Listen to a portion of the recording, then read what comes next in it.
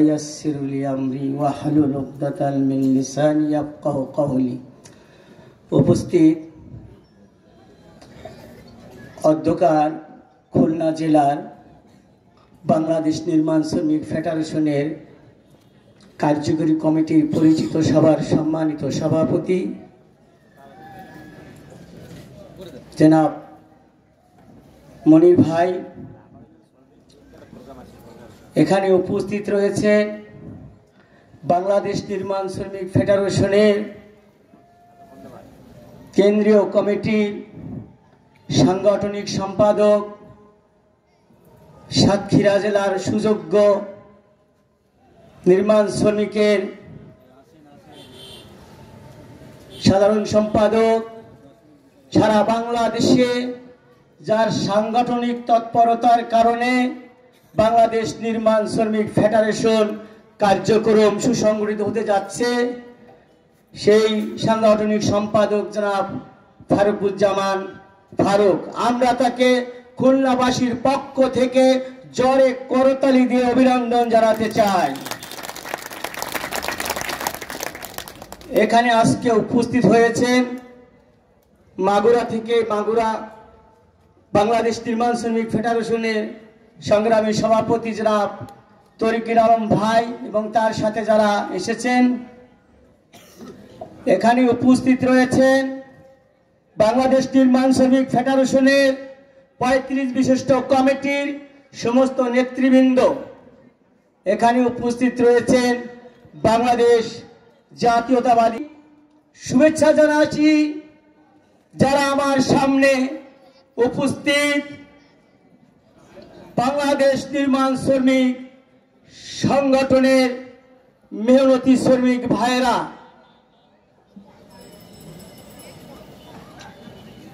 সবাইকে আমি আমার অন্তরের স্থল থেকে ধন্যবাদ জানাচ্ছি। আমার বাড়ি মাদারীপুরে, আমার বাড়ি মাদারীপুর জেলায়। মাদারীপুরের পরিচিতি একটু বলি, নাহলে বুঝবেন না। 1996 সাল থেকে শুরু করে আজকে 2025 সাল, 29টি বছর কেটে গেছে। মাদারীপুর জেলা ইমারত নির্মাণ শ্রমিক ইউনিয়নের প্রতিষ্ঠাতা সাধারণ সম্পাদক আমি।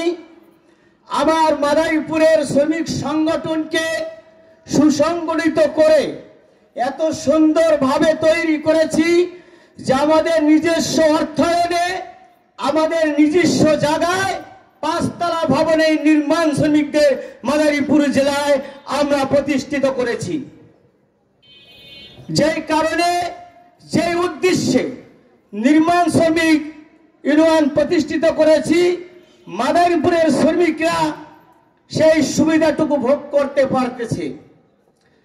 আজকে মাদারীপুরের নির্মাণ শ্রমিক সুসংগঠিত সুন্দর হলেই চলবে না, সারা বাংলাদেশের আনাচে কানাচে যে সমস্ত নির্মাণ শ্রমিকরা আছে তাদেরকে একত্রিত করে একটা প্ল্যাটফর্ম তৈরি আমরা করতে চাই। সেই সুবাদে বাংলাদেশের 40টা জেলা নিয়ে বাংলাদেশ নির্মাণ শ্রমিক ইউনিয়ন গঠিত হয়েছে।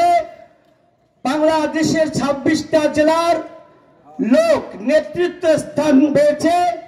তারই মধ্যে খুলনা জেলায় আপনাদের একজন কার্যকরী সদস্য এবং সাংগঠনিক সম্পাদক সহ, বাগেরহাটের সহ সভাপতি সহ আপনারা 3টি পদ খুলনা জেলাতে পেয়েছেন। আমি আপনাদেরকে বলতে চাই, বিশ্বের ইতিহাসে আমরাই সেরা। আমাদের হাত দিয়ে তৈরি করা আগ্রার তাজমহল, মিশরের পিরামিড, আমরাই নির্মাণ শ্রমিক ভাইরা। আমরা অনেক দিন পর হলেও আমরা আমাদের অধিকার সম্পর্কে সচেতন হতে যাচ্ছি। কারণ বাংলাদেশের নির্মাণ শ্রমিকদের এই দেশের যারা ক্ষমতায় ছিল, রাষ্ট্রীয় ক্ষমতায়, এবং মন্ত্রী এমপি যারা ছিল, তারা আমাদেরকে গোনাই ধরতো না যে নির্মাণ শ্রমিক এরা আবার কারা, এদের আবার সংগঠন করার দরকার কি, এরা কাজ করবে, পরের খেতে বদলা দিবে, পরের বিল্ডিং বানাবে, রাত্রে যায় বস্তিতে ঘুমাবে, এদের আবার পাওনা দাওনা কি। আসলে কি আমরা কি বস্তিতে ঘুমানোর লোক বলেন? আমরা কারা আমাদের আগে চিনতে হবে। আমরা ইমারতের কারিগর। ওই সাগর তাজমহল থেকে শুরু করে বিশ্বের সপ্তমাশ্চর্য জিনিস যদি আমাদের হাতে তৈরি হয়, আর নবী ইব্রাহিম যদি আমাদের এই রাজমিস্ত্রিদের জাতির পিতা হয়, তাহলে আমরা কি অবহেলিত শ্রমিক বলেন? আমরা অবহেলিত নয়। অনেক দিন পর হলেও আমরা আমাদের অধিকার বুঝতে পেরেছি, চাইতে শিখেছি। তাই বাংলাদেশের নির্মাণ শ্রমিক ফেডারেশন বাংলাদেশের বর্তমানে 40টা জেলা নিয়ে সুসংগঠিত হয়েছে। আশা করি এই বাংলাদেশের 64টা জেলাকে আমরা নির্মাণ শ্রমিক ফেডারেশনের আওতায় আনবো ইনশাআল্লাহ। এখানে বিএনপির নেতৃবৃন্দ উপস্থিত।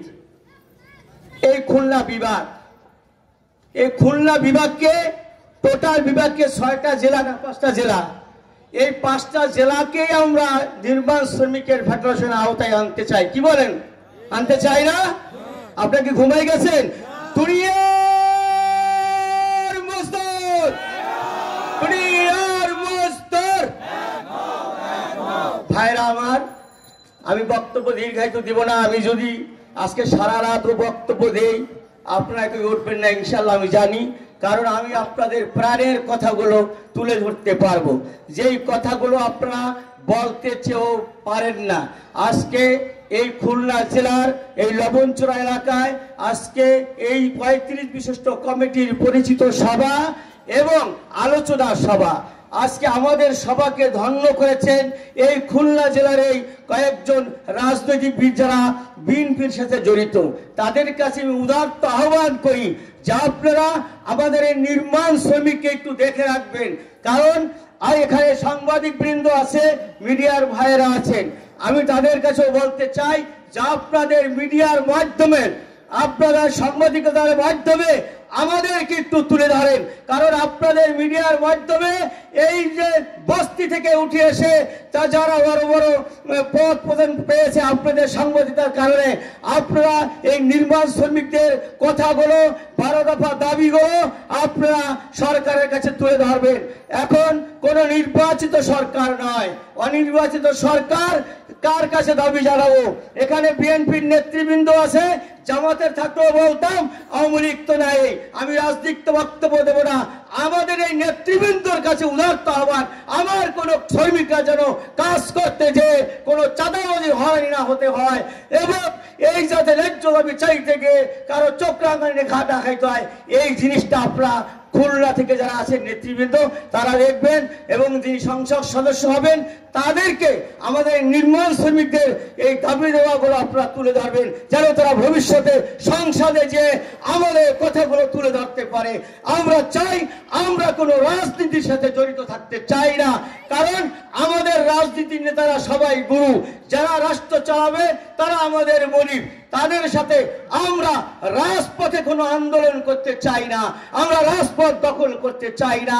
আমরা শুধু চাই আমাদের দাবি দাওয়াগুলো সরকার সুন্দরভাবে সুবিবেচনা করবেন, যে আমরা যে দাবি সরকারের কাছে চাচ্ছি এটা আমরা পাইতে পারি কিনা, বলেন পাইতে পারি কিনা।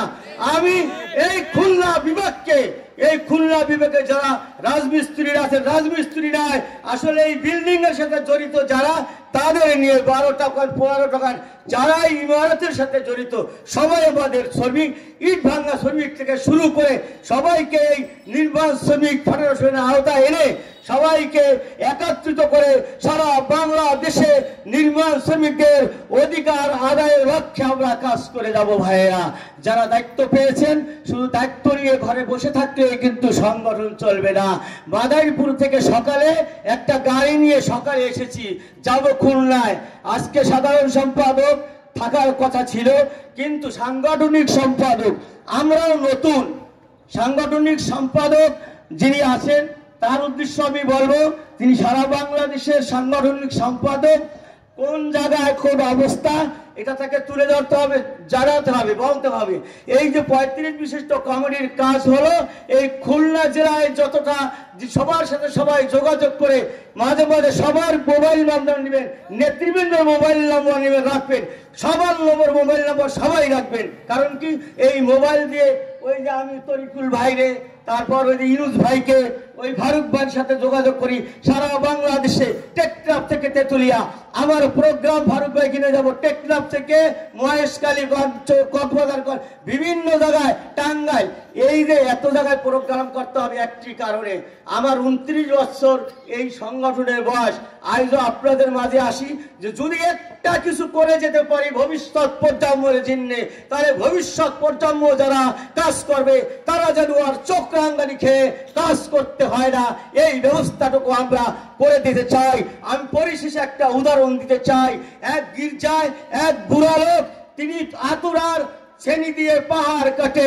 লোকজনে জিজ্ঞাসা করে, হে বুড়া তুমি পাহাড় কাটো কেন? ওই বুড়া বলে যে আমি রাস্তা তৈরি করব। এই বুড়া বলে কি, বুড়া বলে কি যে এই রাস্তা বাইরেতে 1.5 বছর পর এই রাস্তা বলে বুড়ায় বাড়ি করবে। তখন বুড়া বলল, শোনো আমিও জানি আমি রাস্তা বাড়ি করতে পারবো না, আমি রাস্তা কাটবো, আমার ছেলে কাটবে, তার ছেলে কাটবে, তার ছেলে কাটবে, একদিন না একদিন ওই রাস্তা বের হবেই হবে। ইনশাআল্লাহ সেই রাস্তা কিন্তু বের হয়েছে, আপনারা পেপার পত্রিকায় দেখেছেন। কিন্তু আমরাও চাই, আমরা যারা আজকে আসি, আমরা আপনাদেরকে আগাইয়ে দিতে চাই। ভবিষ্যৎ প্রজন্ম যারা আসবে তারা যেন আমাদের নেতৃত্বের কারণে তারা যেন অধিকার নিয়ে কাজ করতে পারে এবং তারা যেন সুন্দরভাবে জীবনযাপন করতে পারে, এই আশা ব্যক্ত করে আমি আমার সংক্ষিপ্ত বক্তব্য শেষ করছি। খোদা হাফেজ। জিন্দাবাদ দুনিয়ার মজদুর, জিন্দাবাদ দুনিয়ার মজদুর, দুনিয়ার মজদুর, খুলনাবাসীর শ্রমিক ইউনিয়ন, খুলনাবাসীর শ্রমিক ইউনিয়ন।